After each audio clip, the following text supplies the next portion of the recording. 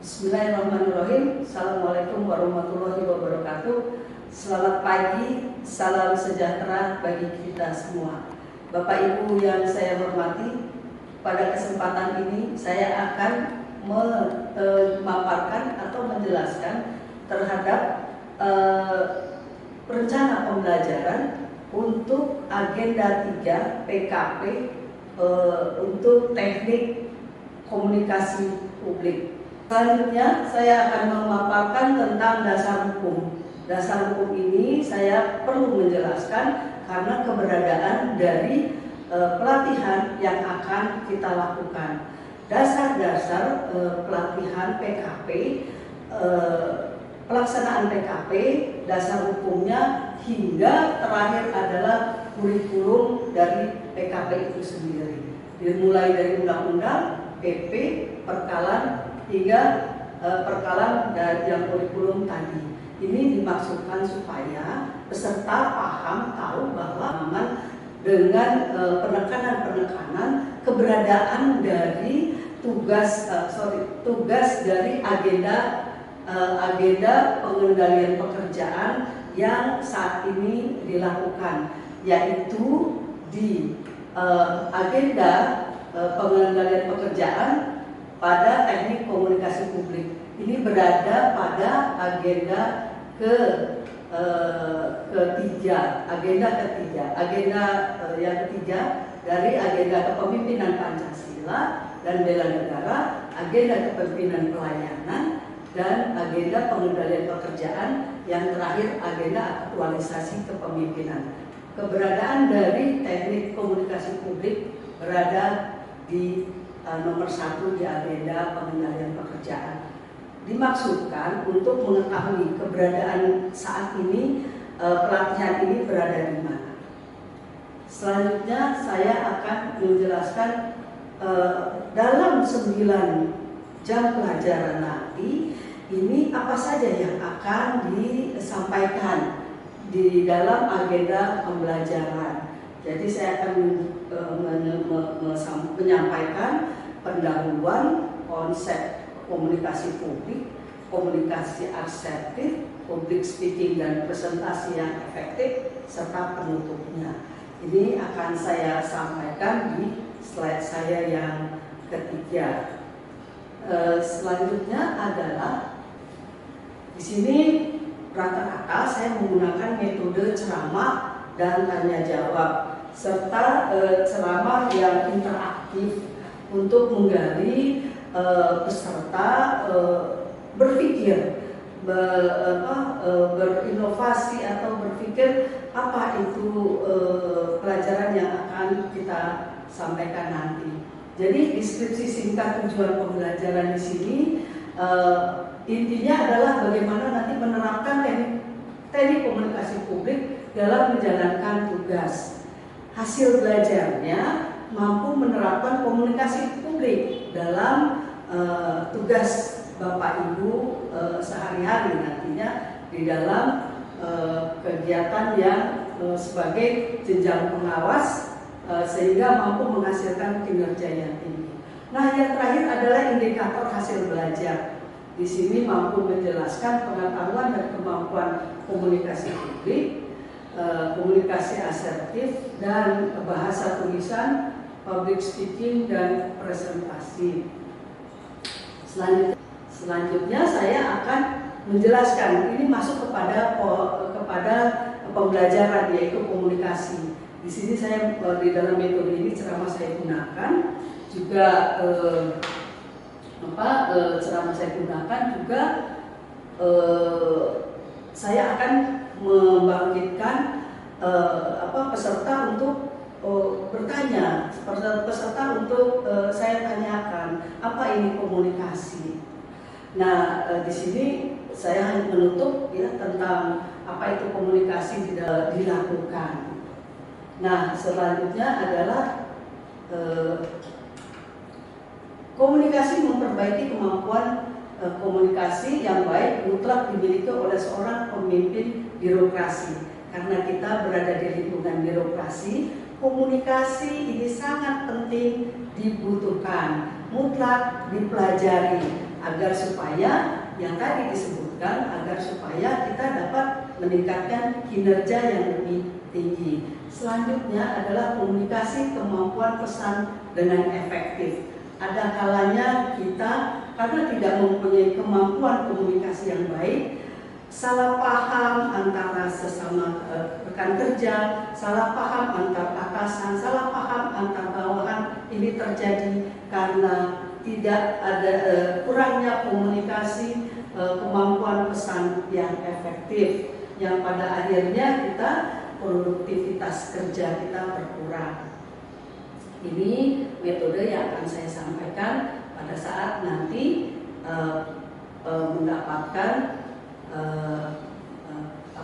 pemaparan komunikasi. Selanjutnya saya hormati, kita kembali kepada konsep komunikasi publik. Kita tadi sudah mengenal tentang komunikasi dan sekarang komunikasi publik. Konsep komunikasi publik memainkan peranan penting dalam menciptakan dan memperluas pesan yang penting bagi kegiatan kita. Sebagai individu dalam kegiatan kita dalam hubungan berkelompok, hubungan organisasi dan komunitas. Ini adalah komunikasi publik. Yang lainnya adalah komunikasi birokrasi, adalah membentuk komunikasi yang mampu mengakomodir peran dari atasan dan sebaliknya. Dan dalam komunikasi birokrasi, keefektifan komunikasi ini akan menunjang dari pencapaian tujuan dari organisasi. Nah, kesemuanya ini komunikasi ini adalah proses yang mampu menghasilkan suatu perubahan sikap atau change attitude ya, pada rekan kerja. Jadi kalau kita berbicara, berkomunikasi, ini pasti akan merubah, diharapkan dapat merubah lawan bicaranya. Nah, ini adalah konsep yang saya berikan, metode yang saya berikan pada saat nantinya. Selanjutnya adalah komponen komunikasi. Nah, di sini ada beberapa komponen komunikasi. Nah, ini nanti saya akan memberikan metode ceramah dan tugas. Ceramah akan saya berikan dalam pemaparan ini, instruksi-instruksi, dan tugas akan saya berikan di komponen komunikasi ini. Bentuk-bentuk komunikasi. Ini akan saya lemparkan pertanyaan-pertanyaan dan mungkin berdiskusi bersama peserta. Ini yang akan saya sampaikan di dalam metode pada bentuk-bentuk komunikasi. Metode dari ceramah dan tanya jawab. Selanjutnya adalah teknik komunikasi publik. Di sini ada public speaking, teknik public speaking, teknik presentasi, teknik menulis di media massa, dan teknik menulis media sosial, teknik berbicara di radio dan televisi, teknik berhubungan dengan media atau media relation. Jadi yang saya berikan tangga inilah yang menjadikan judul berbagi peran. Jadi satu kelompok nanti beberapa kelompok akan berperan untuk yang teknik public speaking dan di bagaimana teknik berbicara di radio dan televisi. Ini saya kasih juga 30 menit waktunya. Selanjutnya adalah komunikasi asertif. Di sini saya menjawab dengan tanya jawab dan diskusi ya pastinya. Dan saya akan memberikan tanya jawab kepada peserta secara interaktif. Apakah sudah mengenal komunikasi apa ini komunikasi pasif, komunikasi agresif, dan komunikasi asertif. Nah, setelah berdiskusi mereka, saudara-saudara yang manakah sifat dari sudah melakukan teknik menjadi komunikasi asertif. Di sini ada 14 tekniknya. Apakah dari beberapa teknik ini peserta sudah sudah mempunyai teknik-teknik ini. Ini akan berdiskusi dan akan interaktif. Dan selanjutnya adalah saya menggunakan metode ceramah dan interaktif untuk aktif listening untuk menjadi komunikasi asertif dalam menanggapi keluhan. Nah, ini pasti akan banyak bercerita karena sering sekali keluhan-keluhan baik dari rekan kerja, atasan atau bawahan kita akan temui gitu. Nah, selanjutnya adalah teknik komunikasi tertulis. Ini juga sering didapatkan oleh kita oleh Bapak Ibu sebagai pejabat birokrasi yang mendapatkan komunikasi tertulis, ya Pak, Bapak Ibu. Di sini komunikasi tertulis banyak sekali berbentuk memo dinas gitu ya. Nah, di sini saya akan apa saja membangun pertanyaan apa saja yang disebut dengan komunikasi tertulis. Selanjutnya adalah public speaking dulu ya. Public speaking di sini Bapak Ibu akan diminta untuk public speaking apa saja yang bentuk-bentuk public speaking dan apa saja bentuk-bentuk profesi yang menggunakan public speaking. Ini akan kita lontarkan pertanyaan-pertanyaan itu.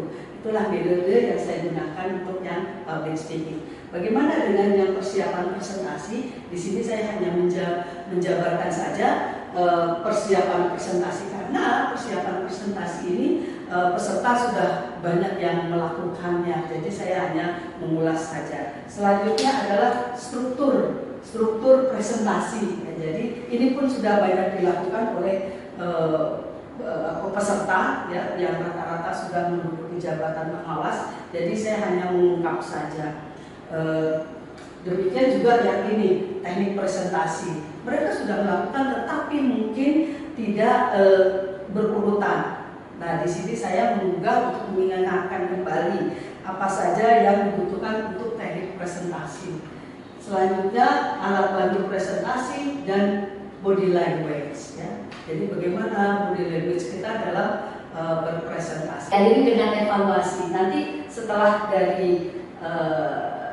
dari penjelasan yang cepat untuk teknik presentasi akan diakhiri dengan evaluasi. Tugas presentasi membuat suatu bahan untuk dipresentasikan yang masing-masing nanti mendapatkan 3-5 menit peserta mempresentasikan satu slide-nya. Begitu.